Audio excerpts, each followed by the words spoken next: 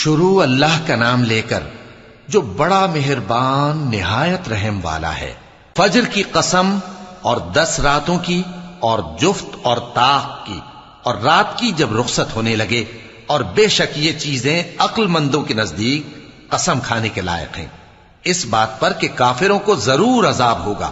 کیا تم نے نہیں دیکھا کہ تمہارے پروردگار نے قوم عاد کے ساتھ کیا کیا، جو ارم کہلاتے تھے، دراز قد مانند ستونوں کے، کہ تمام ملک میں ایسے پیدا نہیں ہوئے تھے؟ اور سمود کے ساتھ کیا کیا، جو وادی قرا میں چٹانیں تراشتے تھے؟ اور فرعون کے ساتھ کیا کیا، جو خیمے اور میخیں رکھتا تھا؟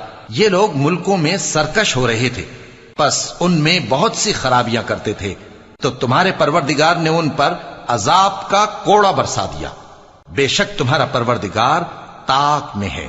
مگر انسان عجیب مخلوق ہے کہ جب اس کا پروردگار اس کو آزماتا ہے کہ اسے عزت دیتا اور نعمت بخشتا ہے تو کہتا ہے کہ میرے پروردگار نے مجھے عزت بخشی، اور جب دوسری طرح آزماتا ہے کہ اس پر روزی تنگ کر دیتا ہے تو کہتا ہے کہ میرے پروردگار نے مجھے ذلیل کیا۔ یوں نہیں، بلکہ تم لوگ یتیم کی خاطر نہیں کرتے، اور نہ مسکین کو کھانا کھلانے کی ترغیب دیتے ہو، اور میراث کے مال کو سمیٹ کر کھا جاتے ہو، اور مال کو بہت ہی عزیز رکھتے ہو۔ یوں نہیں، جب زمین کوٹ کوٹ کر برابر کر دی جائے گی اور تمہارا پروردگار جلوہ فرما ہوگا اور فرشتے قطار در قطار آ جائیں گے اور دوزخ اس دن سامنے لائی جائے گی، تو انسان اس دن سوچے گا، مگر اب سوچنے سے اسے فائدہ کہاں مل سکے گا؟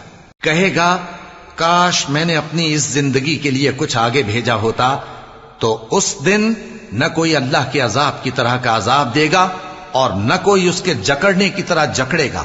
اے اطمینان والی جان، اپنے پروردگار کی طرف لوٹ چل، تو اس سے راضی، وہ تجھ سے راضی، سو تو میرے خاص بندوں میں شامل ہو جا اور میری بہشت میں داخل ہو جا۔